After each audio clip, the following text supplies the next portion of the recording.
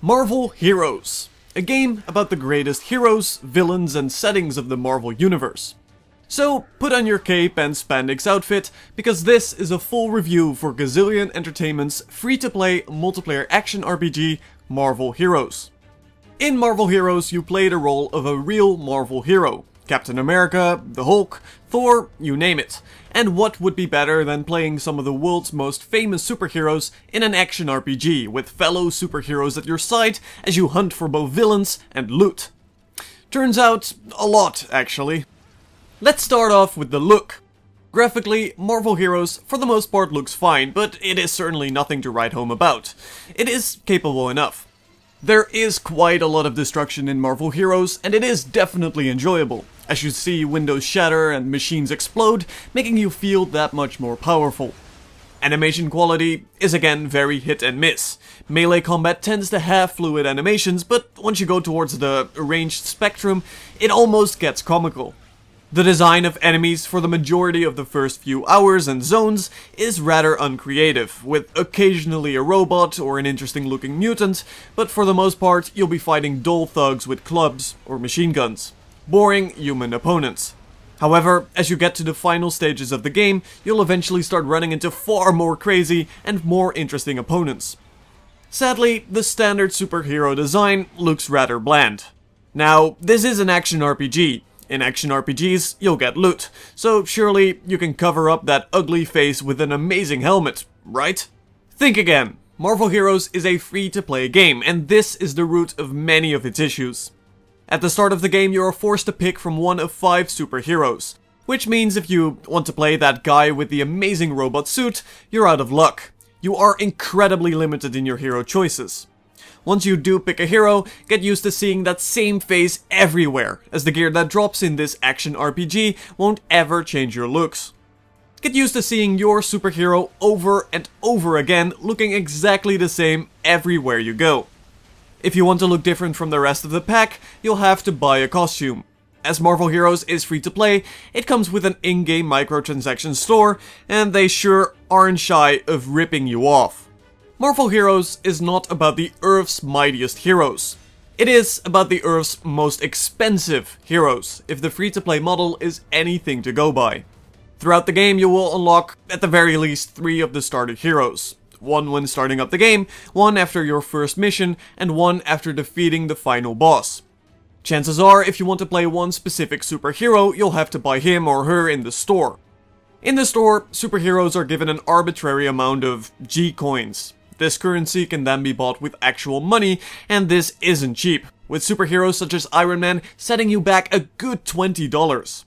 Not to mention, the store is just flat out incredibly user-unfriendly, as there is no way to actually try out a superhero or simply look through his skills before you actually buy him. So you must rely on nothing but guesswork to decide what superhero is capable of what and what role he might have before you spend your money. And if you do buy a superhero, this doesn't come with any costumes, and these will set you back a small fortune as well. So either way, get used to seeing the same heroes everywhere, as again, gear does not change your appearance. In fact, gear is rather uncreative in Marvel Heroes and generally is just flat out boring. Depending on who you are playing, you will get hero-specific items. In the case of Scarlet Witch, you'll be collecting a wide range of similar gloves as weaponry. If you are playing The Thing, you'll collect stamina. These items rarely have interesting properties, and as they are all champion specific anyway, there is little you can pick from. Not that there is a trading system to begin with, so if you do run into that specific item for a friend, you'll have to drop it somewhere safe. Most gear simply adds another level to one of your skills. The one exception to this rule, and the one interesting gear slot, are your medals, gained after defeating a boss, as these genuinely have interesting effects. But overall, Marvel Heroes is not worth it for the gear hunt. Then, what is Marvel Heroes actually good for? Well, it certainly has the Marvel feel. Superheroes have a little line specific to a boss, or when you run into another friendly superhero, which you'll be doing a lot, and you'll encounter a lot of the familiar faces in the Marvel universe, and you definitely get to see many of the Marvel set pieces. So as far as Marvel Heroes feeling like a Marvel game goes, it is certainly there. Oh, Thor, you think your father is difficult? Now, Marvel Heroes is a multiplayer-only game, and they go as far as to call it an MMO. Certainly, the majority of the zones you'll navigate through are inhabited by a multitude of different players.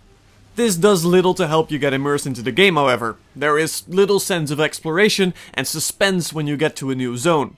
The map is certainly still grayed out, and you do have to actually look around yourself, awaiting whatever new enemies might greet you, but once you take 2 steps in any direction, you're immediately met with 5 other players already killing all the monsters around you, half of those players likely looking exactly the same as you. There are a number of dynamic events in the form of boss fights. These are really just a clutter of area of effect spells, and the entire game is basically one giant, chaotic free-for-all. Once you get into a dungeon, you can decide to do these on your own, in which case the game tends to be far too easy, or you can have the game automatically find you party members. These zones mostly end in a boss fight, often against bosses you've already fought in the past, and these are divided into 2 kinds of boss fights. On one end, there are the high health, low threat bosses, and these make up the majority of your game, sadly, especially early on. These are tedious and offer no challenging experience. As you reach the final stages of the game, you'll finally run into more interesting and significantly more challenging bosses, but it is often far too difficult to spot whenever they are going to attack, and these bosses will likely cut through you like butter, resulting in many unforeseen deaths, with very subtle indications hidden beneath the clutter of friendly abilities, making them more enjoyable on your own than with allies. Now, combat itself is pretty much straight down the middle into average territory. There is practically no impact behind the actual combat, and if you are playing a ranged character, you can't cancel out of any animations, which makes the entirety of it feel sluggish. Every superhero will have his own skill tree, and these are very bare bones, offering little in terms of actual freedom and choice, as you'll just end up getting most of these in the end. That being said, some of the abilities in the game are actually quite enjoyable, and I had a little bit of fun reflecting enemy projectiles back at them, spamming fear abilities, and even flying over terrain and enemies alike.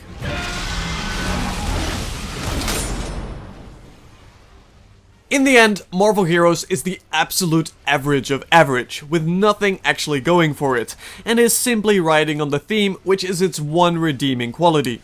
The fact that Marvel Heroes is an MMO, and a free-to-play one at that, heavily undermines the actual experience.